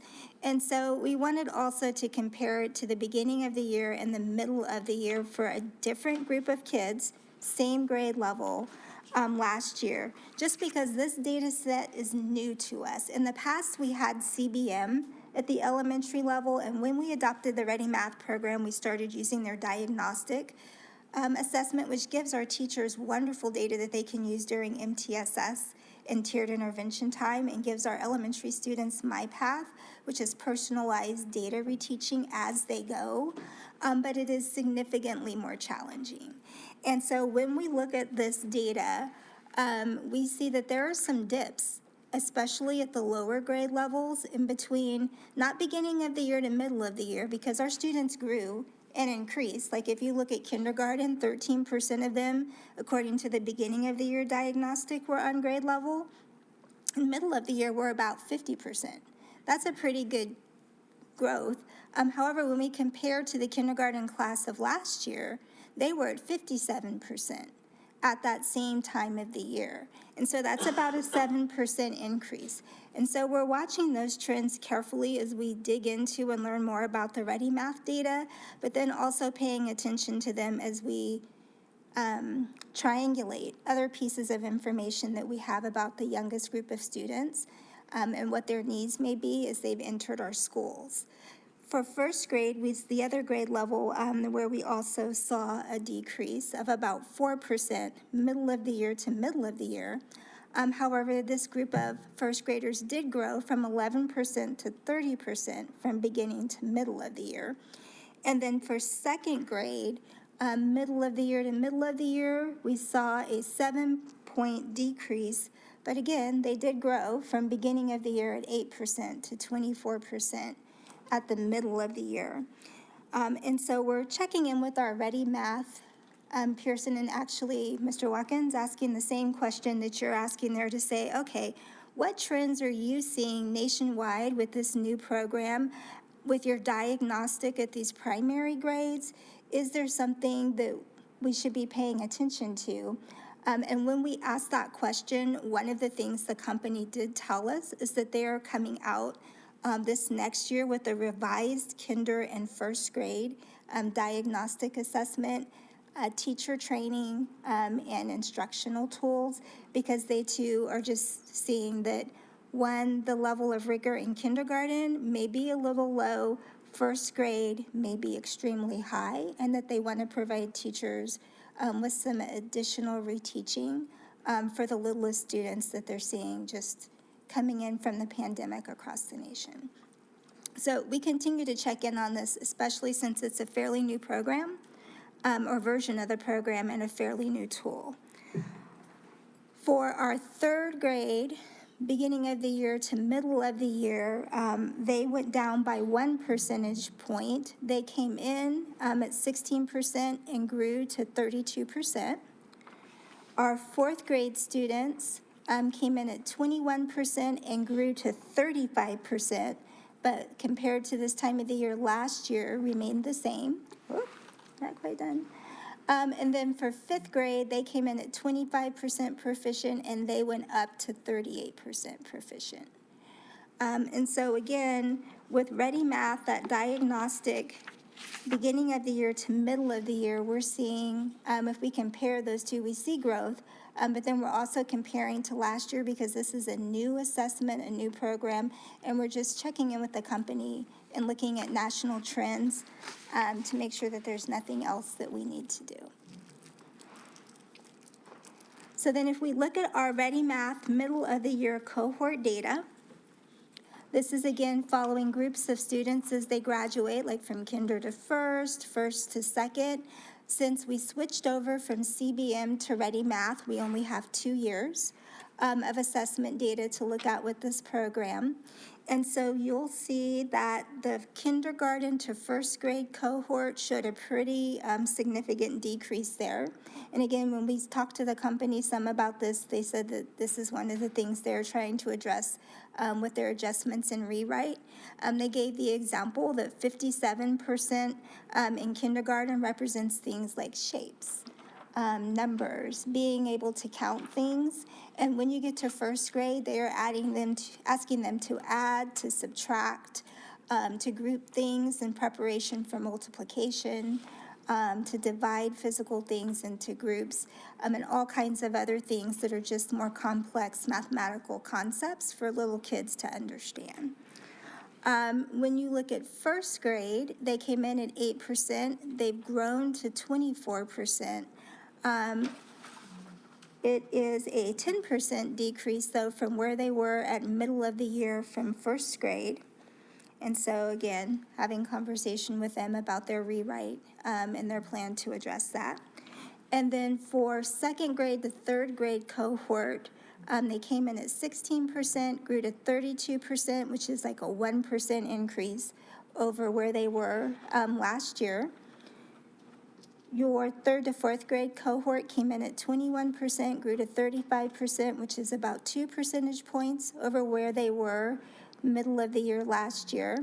And then your fifth grade cohort came in at 25%, grew to 38%, which is about 3% more than where they were at this time last year, with Ready Math being a more rigorous assessment. So again, working with the company some on the lower grade level data and then watching our trend for growth with the upper grades for Ready Math. And then for 6th through 8th grade, for math, we give the CBM, the curriculum-based measure, is our middle of the year assessments. We did see a decrease from beginning of the year to middle of the year for 6th grade of about 6%, 5%. We increased 1% for 7th grade beginning to middle of the year, and we increased 8% from beginning in the middle of the year for 8th grade. And so when we look across the two schools, we saw 4 grade levels that grew, and then at both schools, the 6th grades saw a slight decrease. And then for our CBM, middle of the year cohort data, again, our 6th grade group showed that 5% decrease. Here's where they were in 2020, just coming out of the pandemic. And then here's where we are now. Our 7th grade group grew 1%. Here's where they were pre-pandemic.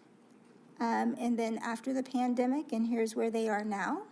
Sorry, each one of those is a beginning and a middle of the end of the beginning and middle of the year assessment score. And then for your 8th grade, they came in at 69%, grew to 77%. They were at 70% pre-pandemic. And there's where we saw our post-pandemic drop. And here's where we're looking to do some recovering, up to 77%.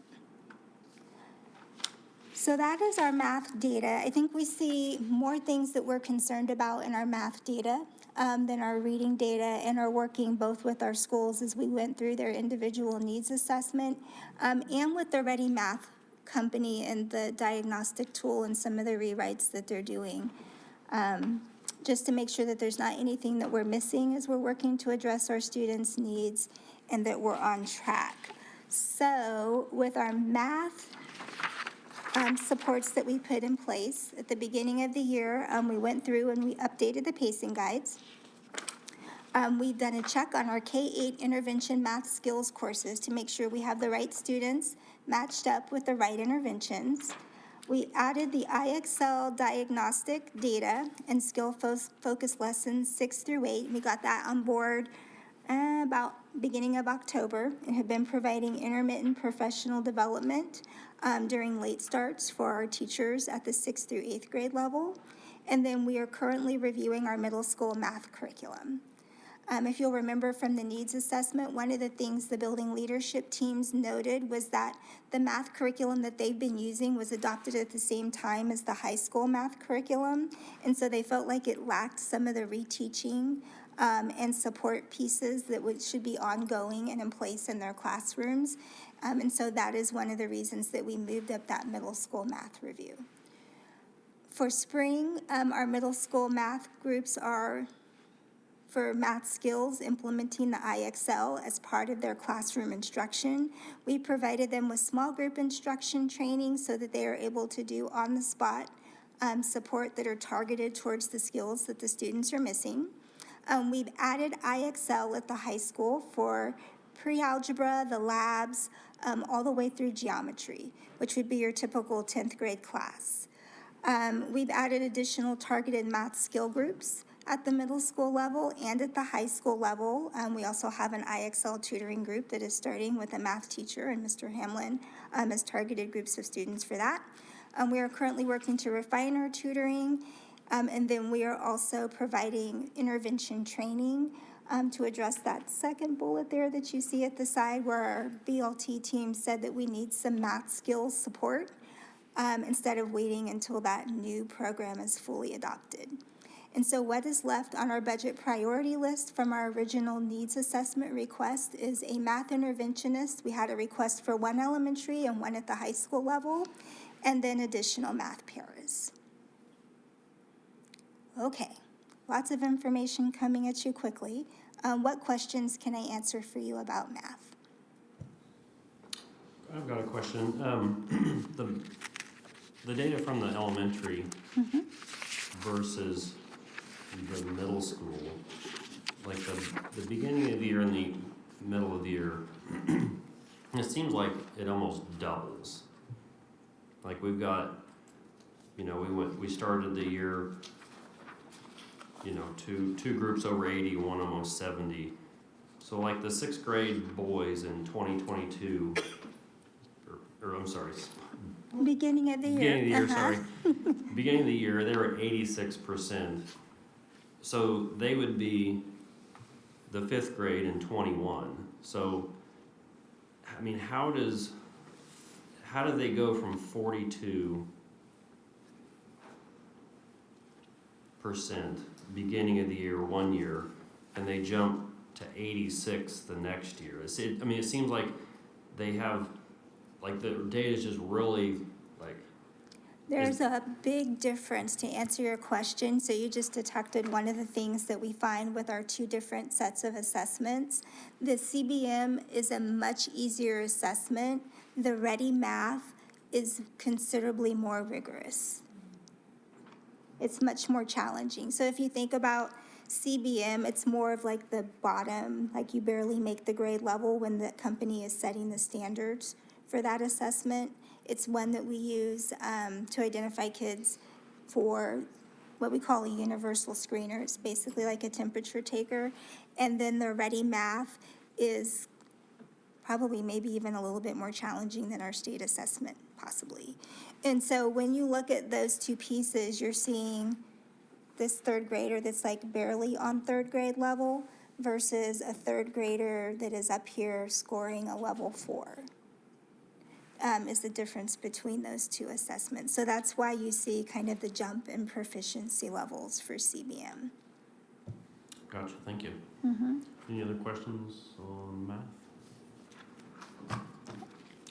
Okay, so then with that, the last thing I wanted to just talk about in relation to the needs assessment is that we did have our strategic plan, Committee 1, look at the assessment, the needs assessment goal based upon a request to set a goal that was district-wide. Each one of our schools has their own needs assessment goal by grade level for reading and for math.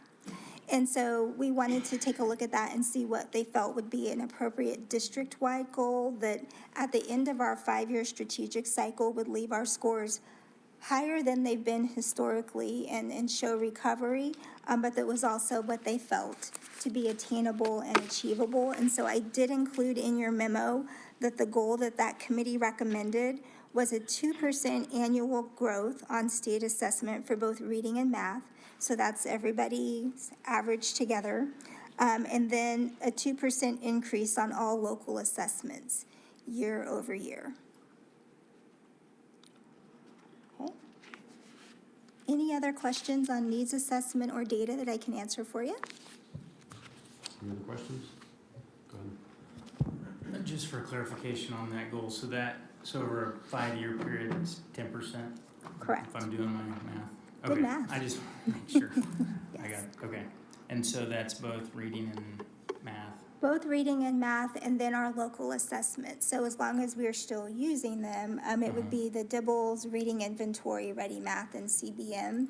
You would see a 2% increase each year. So over the course of the 5-year strategic plan, you would see a 10% increase. Okay, so those DIBELS and the other tests we use outside of state assessments, does a 2% increase in those correlate with a 2% increase in state assessments, or do we know that?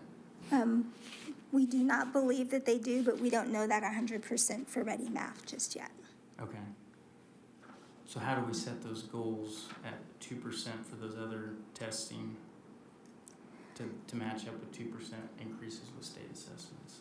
Since they're different tools, there is not an exact alignment, Okay. unfortunately, and I think that's where the committee kind of came back with 2% across the board on all of the assessments would help us ensure that we get there for both our lowest universal screener to our highest stakes assessment. Okay.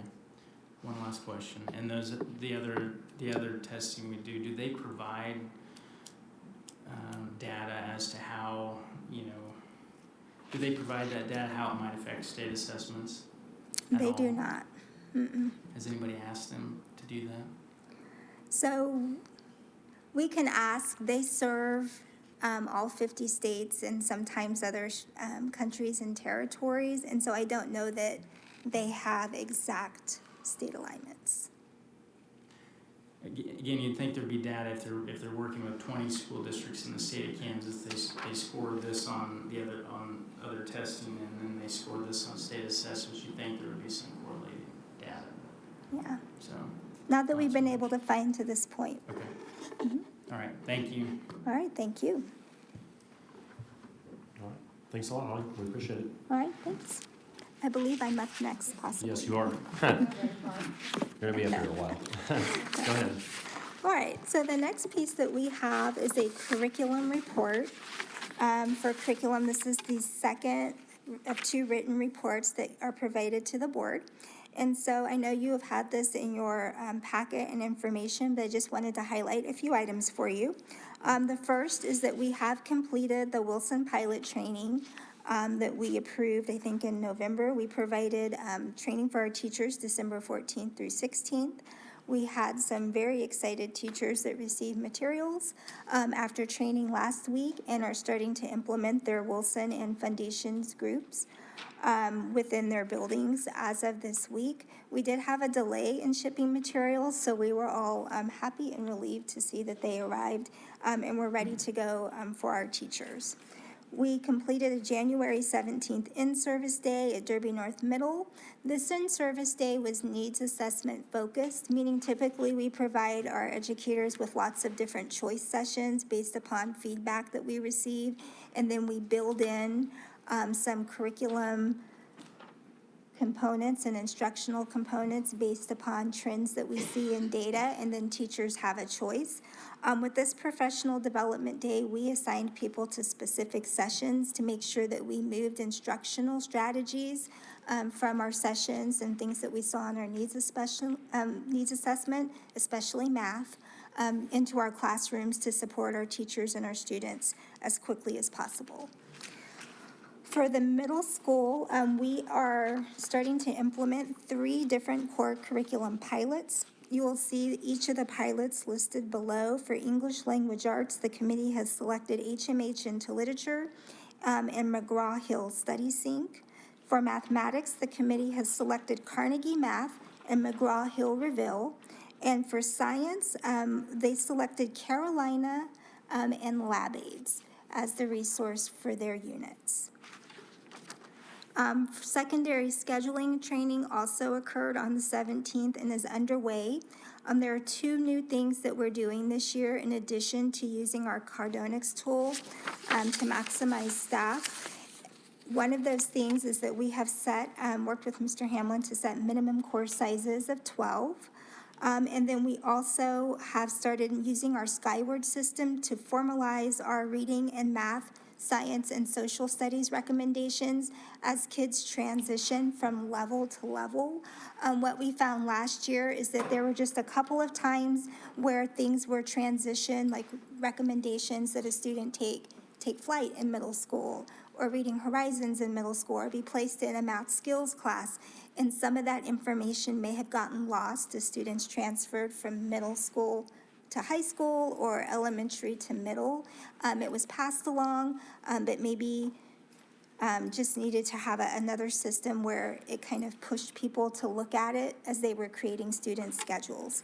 So we've used a teacher-based recommendation system where the coordinators have provided the teacher with guidelines, and then they are using that within Skyward in order to make course recommendations as kids transition from 5th to 6th and from 8th to 9th to ensure that we get our students into the classes that they need to be successful, and just to give us another added layer of insurance so we don't have to take it from one other place and put it in Skyward as schedules are made. And so our parents are targeted to review their students' wish list in the courses that they have been recommended for by their teachers at the February conferences. So Any parents that we have, February conferences are going to be very important. You're going to want to make sure that you go so that you can see the courses that are recommended for your students. Okay? And so we'll get that information out also as we push out conference schedules. We did do our mentor-mentee training. We've been working on those each month. We had them October, November, and January. Our new teachers are still looking bright-eyed and bushy-tailed and excited to be there for their students. And that's just a testament to what a great job their mentors are doing in supporting them in their classrooms during their first or second year of teaching. We've had elementary teacher leaders where we provided instructional strategies that should be taken back to the buildings and used as we're planning to respond to data during our professional learning communities.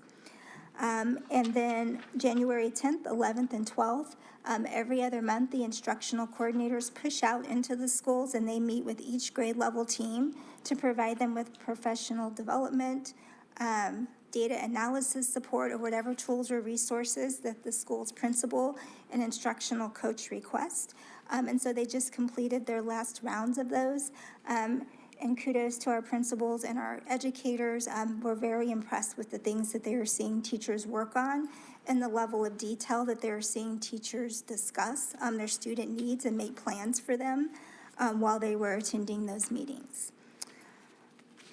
With that, I think the rest of the things are all state reports and individual plans of study, which we had the honor and joy, the curriculum team, of going out last week on Thursday and Friday and meeting with every junior at Derby High School. We rotated through their English 11 classes and got to hear their hopes and dreams and what they plan to do when they leave us, and to help them create some post-secondary plans that said, if I plan to study to be an engineer, I get to take these classes at Derby High School to help me prepare. I know I need this ACT score. Here's some universities that I'm looking at. When I get there, here are the courses that I'm going to take or my degree options. This is how much it would cost. And here's my plan that I'm setting up to kind of help me get there. And to kind of give them that framework or that tool of thinking so that when they leave us, if their plans change, they can go back to it, adjust it, and still figure out what their next step is. So we have, comfortingly, students that are doing everything from nursing to cardiothoracic surgeons to people studying fire science, you name it, we have it within our high school. So we should be well taken care of as we all grow old and gray. That's what I told them, and they kind of looked at me like, oh, lady, we'll think about it. But it was a very exciting thing to get to hear their hopes and dreams. So with that, there's your curriculum report. I'll stand for any questions that you might have. Questions on that? Holly, I had one on the pilots. Mm-hmm. So the it says core curriculum. So that is, as far as English, math, and science, those are pilots to possibly replace like all of those three subjects at both middle schools. So Correct. that's a pretty big. That's a lot, right? It's no small thing. Yes. Right. So why, I guess, like the past year, we've had a lot of curriculum that we've added. You know, there's major changes and then some to help out a targeted student group that may be struggling here or there. So why the big push for, why do we see the need to do that big change? Yeah, so for English language arts and science, it was their turn to come up on the curriculum cycle of refresh every 6 to 7 years. And part of the reason that we instituted that 7-year cycle was because we had curriculum in our buildings that were on the gentle side about 12 years old, some of them much older than that, that our teachers were trying to utilize to instruct our students. So English and science were already there. We moved math up just because as we looked at our